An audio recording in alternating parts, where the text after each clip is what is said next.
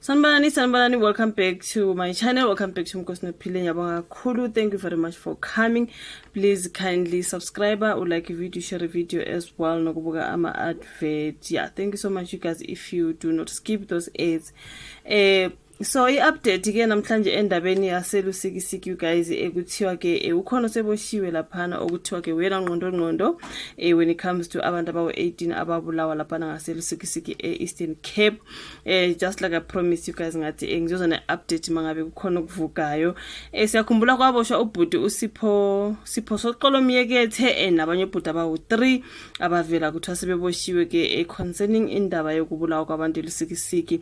Namhlanje kuthiwa kubanjwe lo okuthiwa umzukisi ndamase ke kuthiwa uyena ke kusola ukuthi ungqondongqondo kwelaseLusikisiki and kuthiwa ngathi akamfuni nje umele enkantolo obese enkantolo lapha nobhuti boshiwe yonke indawo izandla nenyawo umntaka uboshwe every way. Something like that. I think isigebengu esikhulu ke lesana bafethu, so angazi ukuthi bebafunani abantu aseLusikisiki. Like he's kind of like scary.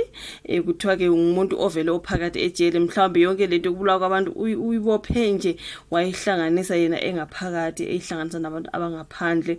This is what I'm getting mangifunda istory. Kuthiwa ungumzukisi ndamase oyisiboshwa esidonsa ke udilika jele osolwa ngokuba ke ungqondongqondo lapha kwakheni itulo ke lokuqothwa ke kwabangu-18 eNgobazana eLusikisiki.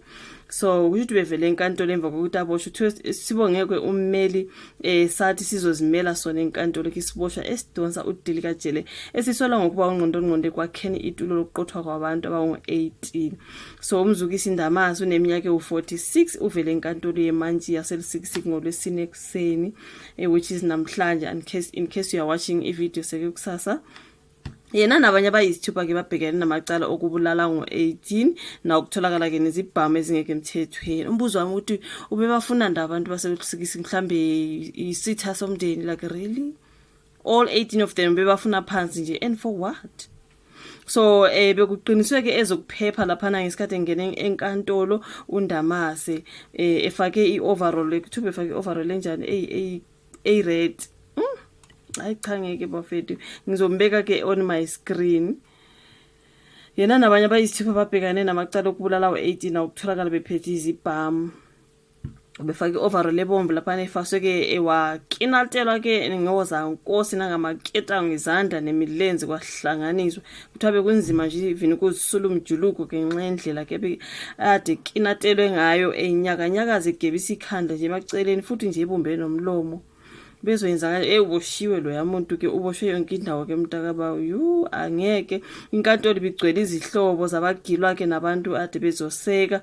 Umbuso usola undamase ngokwakha itulo esejele ebekade evalelwe kulona emthatha njengoba ke esesusiwe wayovalela kwelaseBhongweni ngase eKokstad kwaZulu Natal. Umshushisi uthe kushoda ubufakazi bama record asemabhangi akhombisa ukuthi kwakukhokhelana kanjani imali ngoba yonke lento ubeyenza yena engaphakathi. So bathi kusashoda ke lawo ma record asebhangi akhombisa ukuthi bakhokhelana kanjani imali ke labo bantu kusukela ngo-2007 undamase udonsa isigwebo ke sikadilika jele neminyaka ewu-15 ngaphezulu ngecala lokubulala nelokuphanga. Utshela inkantolo ukuthi okwamanje kuyayibonga ibhayili ngoba vele usejele, ngakho akuzokwenza mehluko ukucela ke ukuba adedelwe. Uphikisane nemantshi ebone ubucayi bamacala athwese wona wathi yena akatholelwe ummeli wamahala, kodwa yena wabuye wathi usebenzisa ke wathi usebenzisa ke ilungelo lakhe elikumthetho sisekelo lokuba azimele. This is what the guy said. Icala lihlehlisele ke uNovember 26 lapho undamase ezobuyela enkantolo efanayo noSipho Soxolo Miyekethe, yena ke lo yawuna 45, uZenande Paya ona 38, umawethu noMdlwembu 36 aphiwe you guys una 25, uLwando and una 33, noBonga Hintsha ona 32. Ibona ke ababanjwe bebanjelwa ke ukubulawa kwabantu baseLusikisiki abawu-18.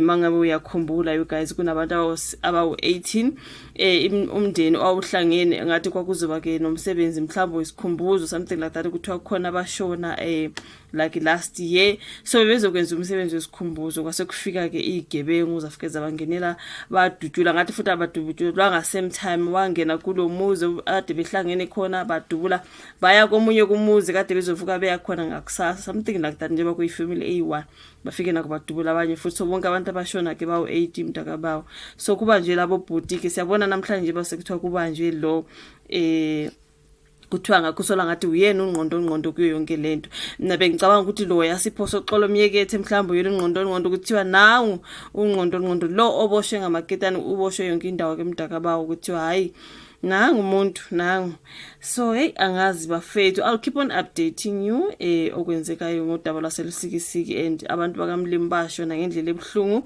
bedutshula nje bebhizi belungiselela ukuthi banomsebenzi ngazi babe nomsebenzi lelo langa noma mhlambe the following day behlangene nje bengumndeni zafika nje izigebengu zavulela ngenhlamvu khumbula kwatholakala usane lwalele phezulu kanini obe so phaka buhlungu eseshonile usane baluthola ke lugcwele igazi into enjalo kanti ngenhlanhla ke luyaphila alulimalanga ntontoni lonke lo daba lwaseLusikisiki lwamphatha kabi bafowethu yo that's why I'm trying by all means ukungilandelela istory sakhona see something else right so kuthiwa ke nangu ungqondongqondo ke you ayangazi bafethu ushivola comment section ulike video subscribe ushare sizobonana futhi kwenye elandelayo bye.